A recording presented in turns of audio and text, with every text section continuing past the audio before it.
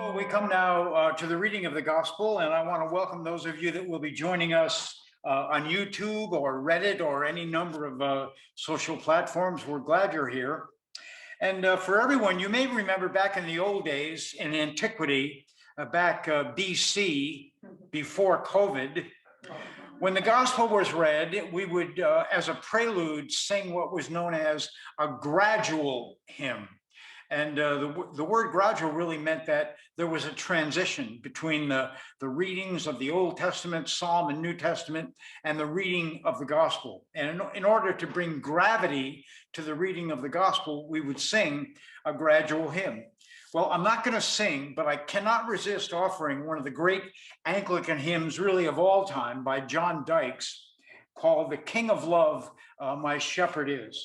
And the way this is going to work is I'm going to read two verses. It's hymn number 645. If you've got a hymnal, you can read along with me, 645.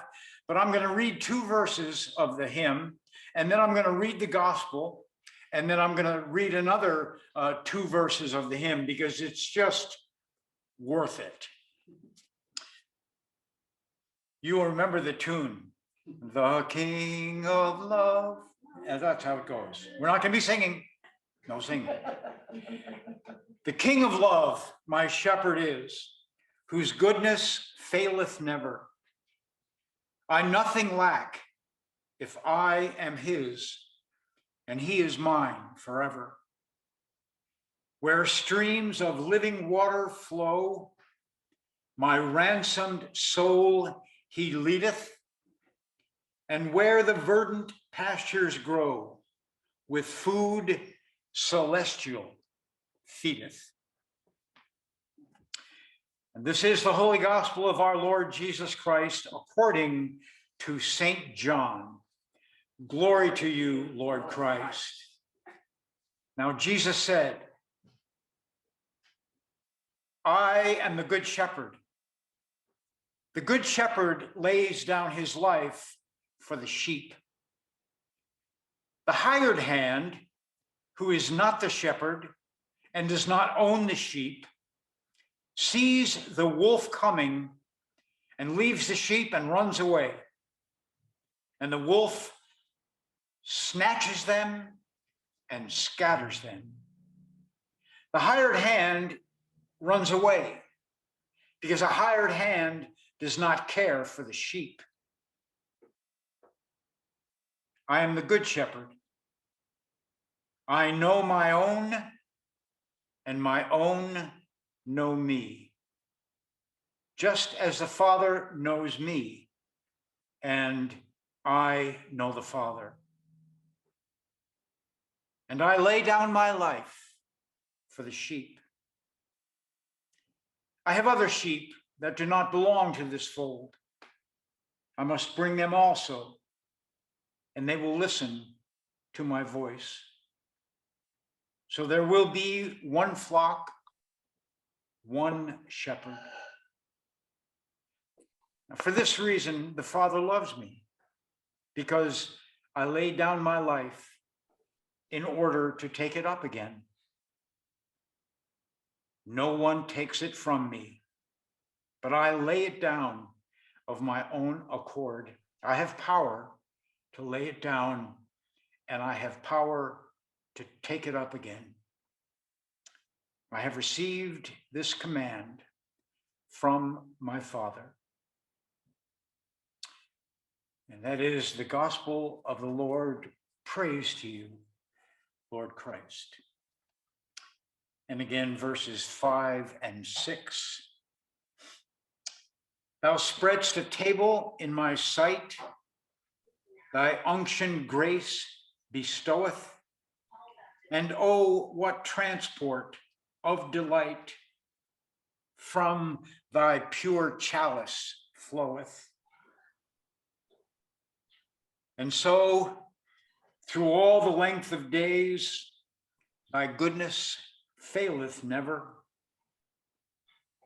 Good shepherd, may I sing thy praise within thy house forever."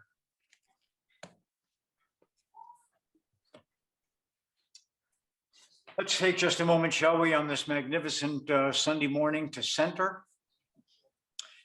Assume, if you would, a posture of meditation, remembering both feet should be on the floor. The back is best unsupported and erect, hands resting gently in the lap. I think the posture of meditation is crucial, that it be a posture of dignity. You are a child of God.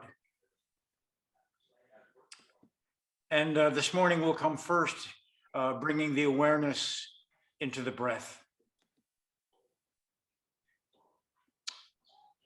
And I'd just like you to watch the breath coming and going.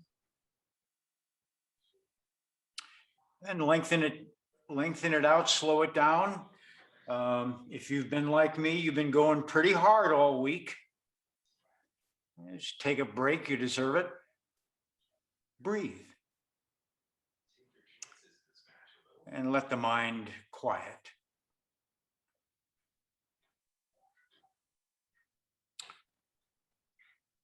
And for our meditation this morning, I'd like simply for you to observe the incoming breath, being aware of the belly expanding. And as you let the breath go, the belly contracting very gently. It's almost as if there's a balloon right behind your belly button. And the balloon will inflate as you bring the breath in, and it will deflate as you let the breath go. Now, for a mantra, as you bring the breath in, simply say, inhale. And as you let the breath go, exhale. So it's inhale with the incoming breath as the belly expands.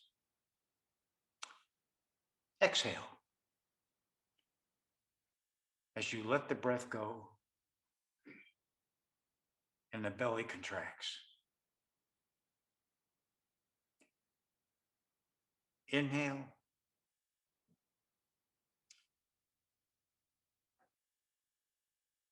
Exhale.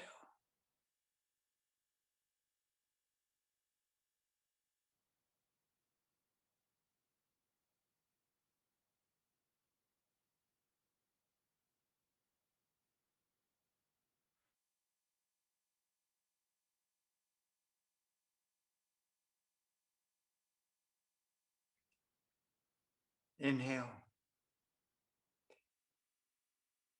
Exhale.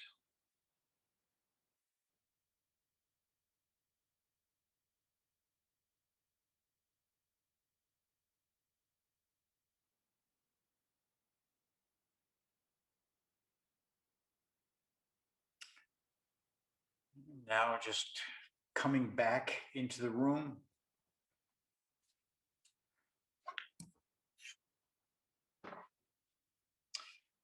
And I would recommend that you do that for 20 minutes, set a timer, do that for 20 minutes every day, and get your life back on track.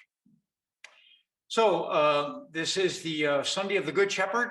Traditionally, the fourth Sunday after Easter every year is the Sunday of the Good Shepherd.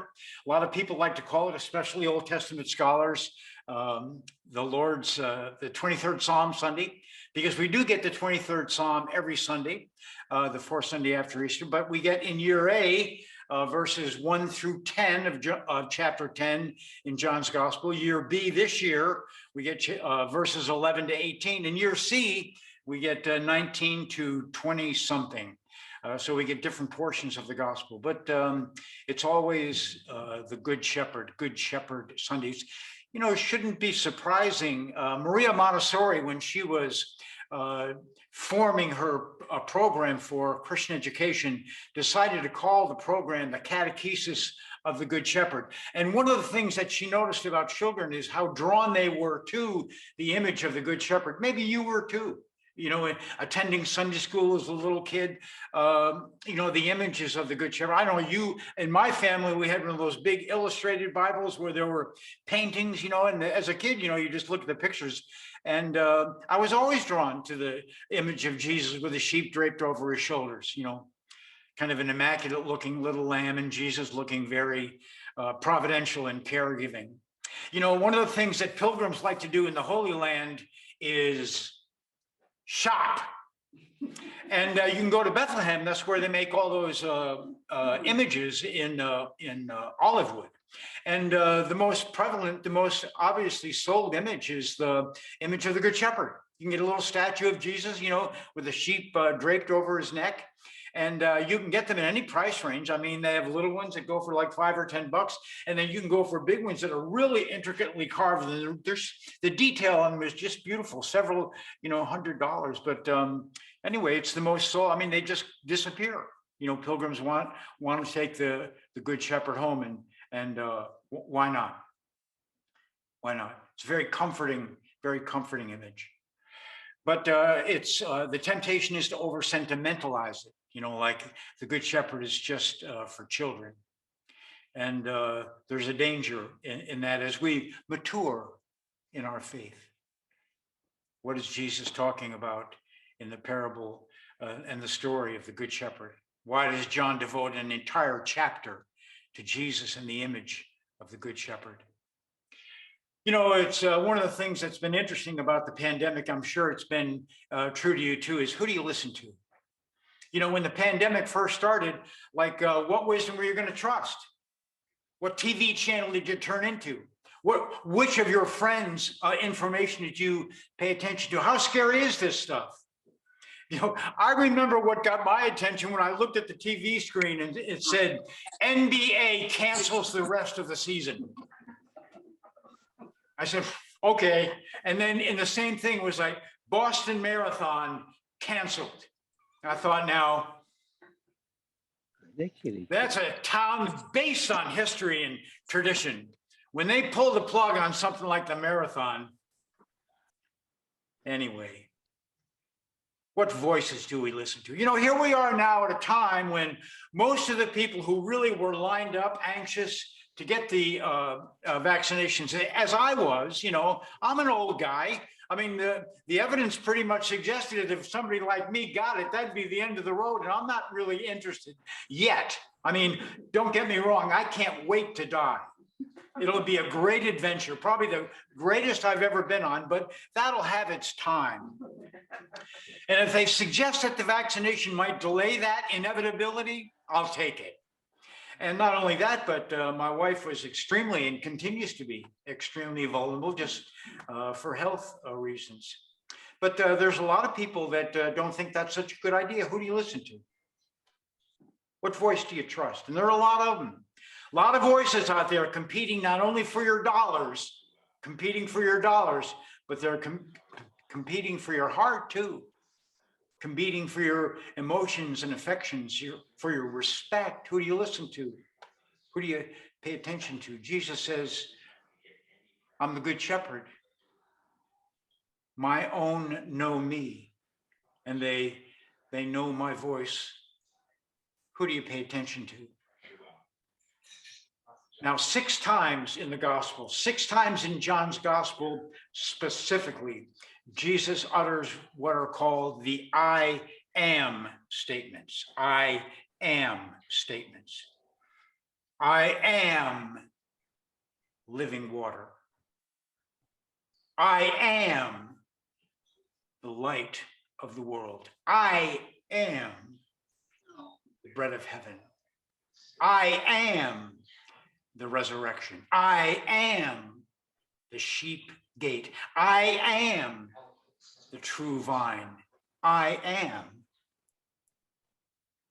the Good Shepherd. You know, it makes me ask the question, maybe it does you too, who are you? Who are you? I mean, right off the top, you just give me your name, but that's just, you know, a certain vibratorial vocal cord sound. That's not who you are. You might go a little bit into your parents. Well, you know, Sherman and Charlotte are my parents. You know, I'm their son. Okay, that's good. Yeah. I'm a husband. I'm one of that. I'm a father. Yeah. I'm an Episcopalian priest. Yeah. You know, those are scratching the surface. We're getting there, but they're not really that close. I mean, they're identifiers, but that's not really who I am. And as you go down through your descriptors and who you are, maybe they get close, but not to the real thing. When you get to the real thing, it's God.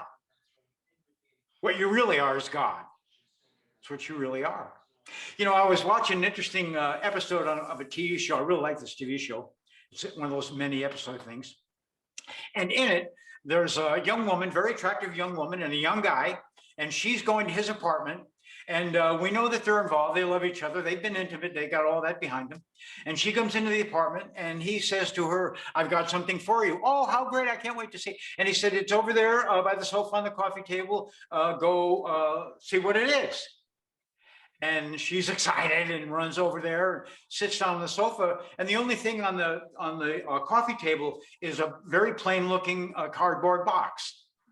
And so it's not taped or anything like that. And she opens it up. And the first thing that she sees is exposed film. I mean, it's like someone took those little canisters of film and just pulled the film out and put it in like some kind of packing material. And it made sense because he's a photographer.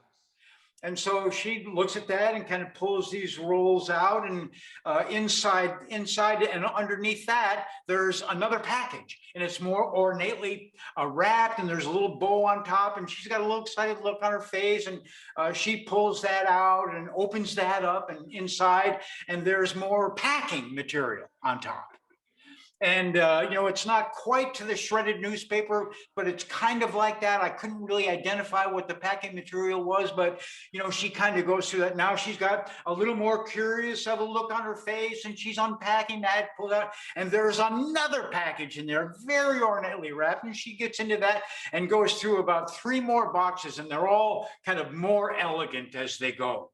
You know, the velvet covered box that could be probably a necklace or something like that. And she's getting the idea that this could be jewelry, and the look on her face is beginning to change. And finally, she gets down to one that's about as big as a ring box. And sure enough, she opens it, and it's a magnificent ring.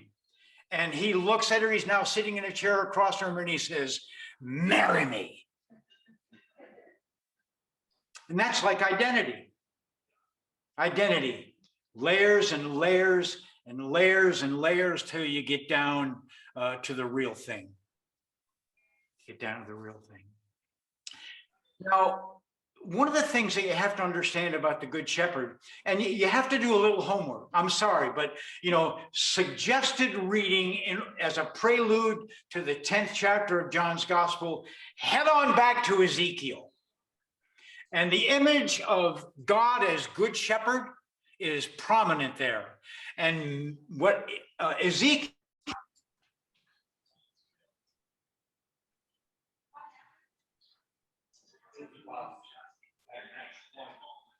we cannot hear Mac. Israel has led the people astray. They have served only themselves. They have not been true to the commandments given them by the Lord their God. And Ezekiel is smoking mad. The 34th chapter, and you'll know exactly what Jesus is talking about when he mentions hired hands. These people are into it for what they can get out of it, and they don't care about the sheep being scattered and snatched. The image of the Good Shepherd is also prevalent of God's provision. The Lord is my shepherd. I mean, you don't have to walk into a funeral home to see how prevalent the 23rd Psalm is in people's lives. They just melt when it's read. The Lord is my shepherd. What else could I want? He makes me lie down in green pastures, lead me beside still waters. I can walk through the valley of the shadow of death. I don't care how bad the pandemic gets. I know that I'm not alone. The Lord will lead me, comfort me, protect me, guide me, because that's what the Lord does, is the Good Shepherd. By identifying himself as the Good Shepherd, what is Jesus saying about himself? If A equals A and B equals B and A equals B, do the math. Jesus is God. I'm the Good Shepherd. Now, what has Jesus got his hackles up about? Well, here's further suggested reading. You have to go back to chapter 9. What happens in chapter 9? Not all at once. Back in chapter 9 is the story of the man born blind. Now, you want good storytelling? You want something that'll really get your interest and get you started? The story of the man born blind. Where's the man born blind? He's on the outside. Nobody cares about the blind guy. The blind guy's out by the gate begging for money. He's a no count. He's a loser. Why?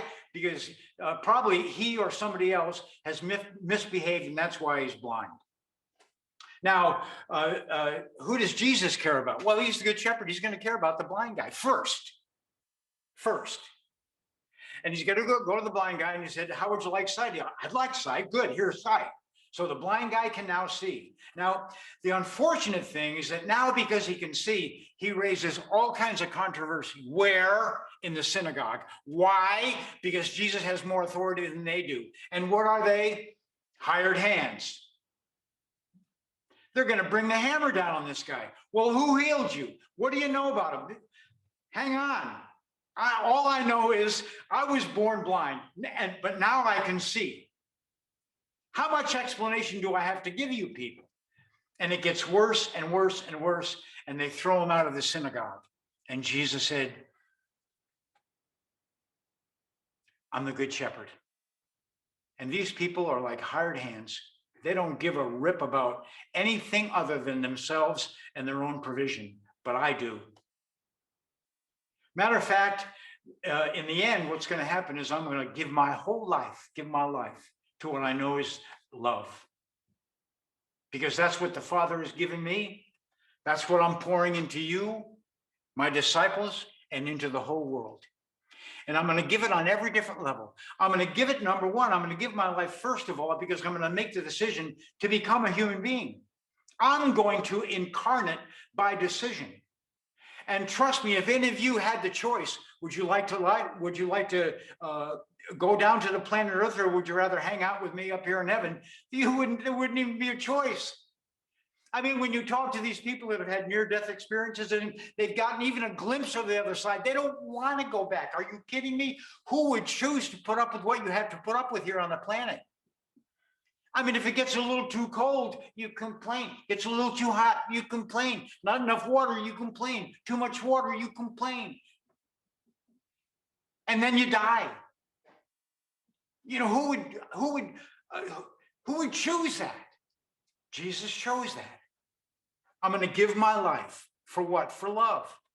And I'm going to give myself away throughout my entire life. I'm just going to give some to you and some to you, and you'll see, and you'll walk, and you'll be healed. You won't bleed anymore, and you're going to be happier. And here's what it means to be blessed, and the whole thing. And in the end, he's going to willingly say, and he's very clear about it in John's Gospel, I choose to give my life. Nobody takes it from me. It's not the Romans. It's not the religious leaders of Israel. My choice on the cross is the worst. Throw me your worst. I'm going to eat the whole enchilada, and then I'm going to come back. Why? There's no such thing as death. How many times do I have to tell you people? It just gets better. So while you're here, love each other. Be shepherds to one another.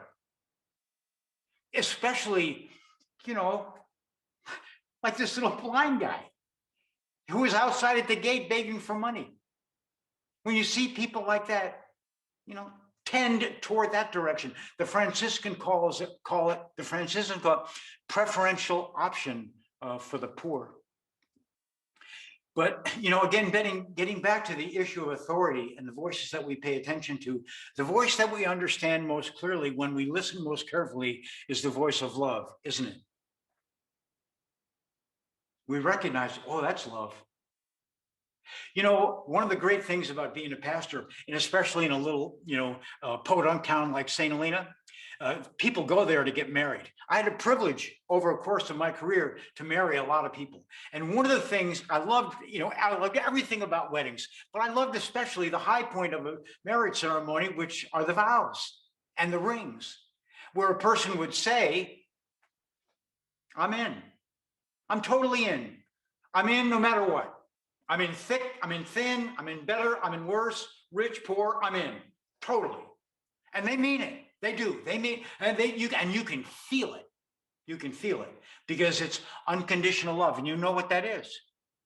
You know what it means to go all in. Go all in. But in the rough and tumble of life, who knows? Who knows? Conditional love, unconditional love for us depends, doesn't it? On the weather. Because we're like that. With God, it's just pure, unconditional. The King of love, my shepherd is. His goodness faileth never. Whew. Boy, that's some good news.